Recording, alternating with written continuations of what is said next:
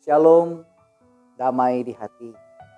Saudara yang diberkati dan dikasihi Tuhan, jumpa lagi bersama channel YouTube Marturia Bukit Kasih Kirian Permai melalui program Perenungan Firman Tuhan sesuai dengan MTPJ Gereja Masih Injili di Minahasa untuk perenungan tanggal 2 hingga 8 Februari tahun 2024. Dalam bacaan Yesaya pasal 28 ayat 23 hingga ayat yang ke-29 dengan tema Tuhan itu ajaib dalam keputusan dan agung dalam kebijaksanaan.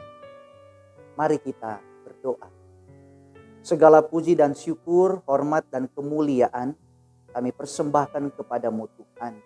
Oleh karena segenap kasih, anugerah dan kemurahan-Mu, kami diperkenankan lagi saat ini untuk membaca, merenungkan firman-Mu. Tuntun kami semua di dalam urapan Roh-Mu yang kudus, beroleh hikmat, beroleh pengertian untuk mengenal setiap kehendak-Mu Tuhan dan melakukan apa yang Engkau kehendaki. Maka terpujilah Engkau Tuhan, berfirmanlah kepada kami siap mendengarkan. Di dalam nama Tuhan Yesus Kristus. Amin. Saudaraku yang diberkati dan dikasihi Tuhan, sekali lagi bacaan kita di saat ini dari kitab Yesaya pasalnya yang ke-28 ayat 23 hingga ayat yang ke-29. Saya bacakan buat saudara-saudara sekalian. Diberi judul perikop kebijaksanaan Tuhan. Pasanglah telinga dan dengarkanlah suaraku. Perhatikanlah dan dengarkanlah perkataanku. Setiap harikah orang membajak, mencangkul dan menyisir tanahnya untuk menabur? Bukankah setelah meratakan tanahnya, ia menyerakkan jintan hitam dan menebarkan jintan putih, menaruh gandum jawawut dan jelai kehitam-hitaman dan sekoi di pinggirnya? Mengenai adat kebiasaan ia telah diajari, diberi petunjuk oleh Allahnya. Sebab jintan hitam tidak diirik dengan eretan pengirik, dan roda gerobak tidak dipakai untuk menggiling jintan putih. Tetapi jintan hitam diirik dengan memukul-mukulnya dengan gala, dan jintan putih dengan tongkat. Apakah orang waktu mengirik memukul gandum sampai hancur? Sungguh tidak. Orang tidak terus-menerus memukulnya sampai hancur. Dan sekalipun orang menjalankan di atas gandum itu jentera gerobak dengan kudanya, namun orang tidak akan menggilingnya sampai hancur. Dan ini pun datangnya dari Tuhan semesta alam. Ia ajaib dalam keputusan dan agung dalam kebijaksanaan. Demikian firman Tuhan, saudaraku yang diberkati dan dikasihi Tuhan. Cara Tuhan Allah bekerja dalam sejarah umat manusia, bahkan segala ciptaan luar biasa. Ajaib keputusannya dan agung kebijaksanaan adalah kalimat yang tepat untuk menggambarkan. Perhatikanlah alam semesta ini, langit, bumi dan segala isinya. Bagaimana semuanya bekerja. Semua yang kita pelajari di sekolah tentang bagaimana alam ini bekerja. Dan tentu masih banyak hal lagi yang mungkin belum kita pahami. Kita akan kagum dan heran akan karya ciptaan yang luar biasa. Bagaimana Allah memproses setiap makhluk dan ciptaan sungguh luar biasa. Termasuk ketika Allah memproses umat manusia, terlebih umat pilihan. Kadang-kadang ia bertindak keras terhadap umatnya. Dan kadang-kadang ia menyelamatkan mereka dari musuh-musuh mereka. Kadang-kadang ia menyerahkan mereka kepada musuh-musuh mereka. Mengapa cara-caranya begitu banyak berubah? Perumpamaan dalam Yesaya pasal 28 ini memberikan jawaban.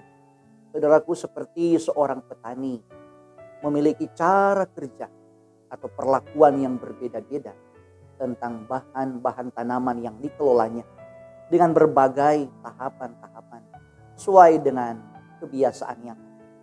Seorang petani akan melakukan segala kebiasaannya dalam bercocok tanam agar semua tumbuhan yang ditanam menghasilkan yang terbaik pada waktu. Kebiasaan yang dimulai dengan menabur benih itu diatur dalam waktu yang telah ditentukan dan dilakukan tidak asal-asal. Proses mempersiapkan lahan yang subur merupakan hal yang wajar. Setelah lahan yang subur disiapkan, tibalah saat menabur. Di dalam merawat tanaman-tanaman yang sudah tumbuh, para petani pun menjalankan kebiasaan yang telah ditentukan.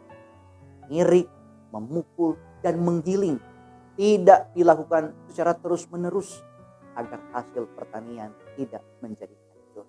Karena itu ada waktu untuk berhenti mengirik, memukul, dan menggiling. Alat-alat yang digunakan untuk pekerjaan itu pun berbeda-beda juga. Maka harus digunakan secara tepat agar menghasilkan yang terbaik dan tidak menghancurkan. Saudaraku, demikian juga cara Tuhan bekerja. Cara-caranya tidak sembarangan.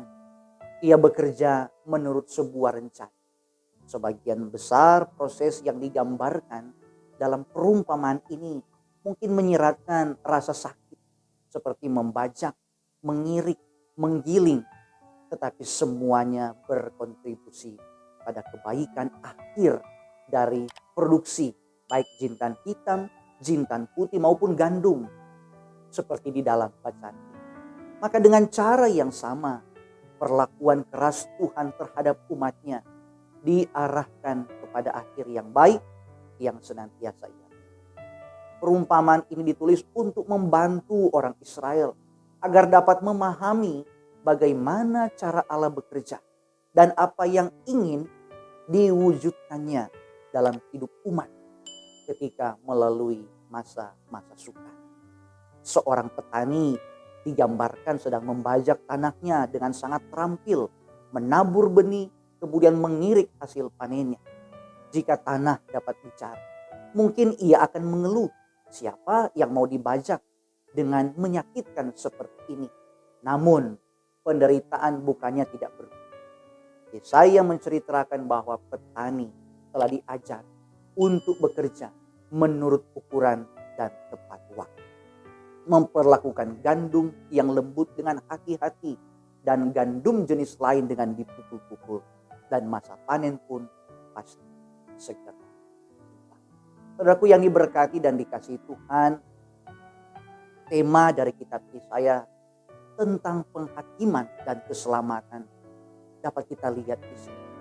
Allah akan membawa keselamatan dengan cara penghukuman dan akan membawa penghukuman dengan hati menyelamatkan yang digambarkan seperti seorang petani.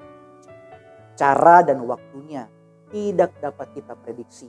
Karena itu kita berhadapan dengan Allah yang transenden. Seringkali manusia terlalu mengagungkan cara berpikir dan aturnya sendiri. Lalu hal itu dijadikan kriteria mutlak untuk mengatur Allah di dalam. Tentu hal ini hanya akan berarti suatu gagal paham. Seperti orang awam yang mau mengajar sang ahli. Saudaraku, ketika apa yang dialami dalam hidup ini bukanlah seperti yang kita harapkan, kita juga harus mengakui manusia itu kecil dan tidak berkompeten. Dan kemudian barulah kita dapat membuka pintu rohani kita untuk melihat cara Tuhan, mengalami Tuhan yang menakjubkan itu, dan menemukan bahwa semuanya keluar dari kebenaran. Sehingga ketika pergumulan yang kita alami Tuhan izinkan terjadi, Tuhan sementara memproses kita untuk menjadi lebih baik. Di masa-masa susah mungkin kita akan mengeluh, siapa yang butuh penderitaan? Kita tidak perlu itu. Namun Yesaya pasal 28 telah membuktikan bahwa pertanyaan seperti itu merupakan reaksi yang kurang tepat. Kita memang tidak mau mengalami kesusahan, tetapi kita perlu diubah dan bertumbuh menjadi dewasa. Di tangan Allah, kesusahan, pergumulan dapat menjadi alat yang efektif untuk memacu pertumbuhan yang diperlukan. Saat menghadapi masa-masa sukar, kita mendapatkan jaminan bahwa Allah sungguh luar biasa. Allah adalah petani itu. Dia akan menuntun, mengatur segala sesuatunya sesuai dengan keputusan yang ajaib dan agung dalam kebijaksanaan.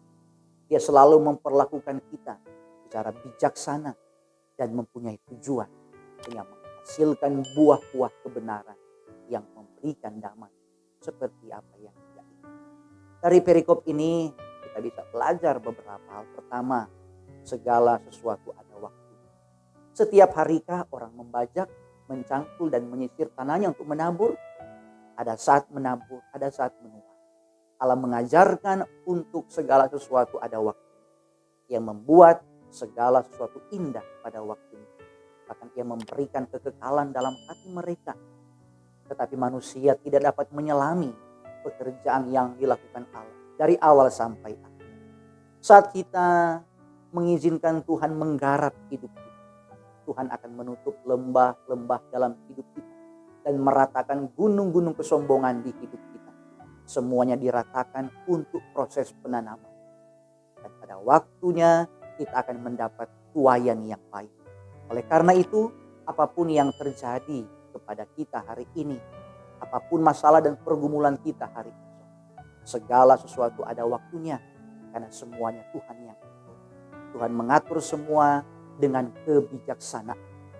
Tidak ada segala sesuatu yang tidak dapat diubahkan Tuhan sesuai dengan air atau waktu. Dan yang berikut, segala sesuatu ada batas. Setiap kita punya batas kemampuan masing-masing dan Tuhan tahu. Tuhan tidak memberi pencobaan melebihi batas kekuatan. Saat ada masalah datang, jangan menyalahkan Tuhan. Karena masalah ada untuk memproses hidup kita. Dan saat ada masalah, Tuhan pasti menyediakan jalan keluar untuk setiap persoalan pergumulan. Tuhan akan terus menyertai kita dahulu, sekarang, dan selama. Masalah ada agar setiap kita kembali kepadanya. Pergumulan Tuhan izinkan terjadi supaya kita bergantung kepadanya. Dan ini pun datangnya dari Tuhan semesta alam. Ajaib dalam keputusan dan agung dalam kebijaksanaan. Terimalah setiap proses Tuhan dengan penuh ucapan syukur. Semua dalam dunia ini ada dalam hikmat, kebijaksanaan, dan kebenaran. Tuhan memberkati saya dan saudara. Tuhan memberkati kita semua. Terpujilah nama Tuhan. Amin. Mari kita.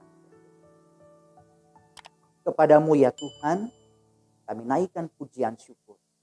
Oleh karena anugerah-Mu yang besar, kami terpelihara dalam hikmat dan kebijaksanaan. Engkau ajaib dan luar biasa. Tolonglah kami semua supaya mengerti maksud dan rancangan Tuhan. Apapun yang kami alami, apapun yang kami rasakan, berkati supaya tetap kuat, tetap tegar, dan tetap bertahan hidup di dalam iman, mengandalkan Tuhan dan berserah hidup kami kepada Tuhan. Diberkati kami semua. Biarlah firman Tuhan ini jadi berkat bagi banyak orang. Diberkati tim multimedia Marturia demi kasih kita. Berkati Tuhan pakai lebih keren lagi channel ini jadi berkat bagi Tuhan. Ini doa kami, permohonan kami dalam nama Tuhan Yesus Kristus. Demikian program renungan firman saat ini. Tuhan memberkati. Shalom, damai.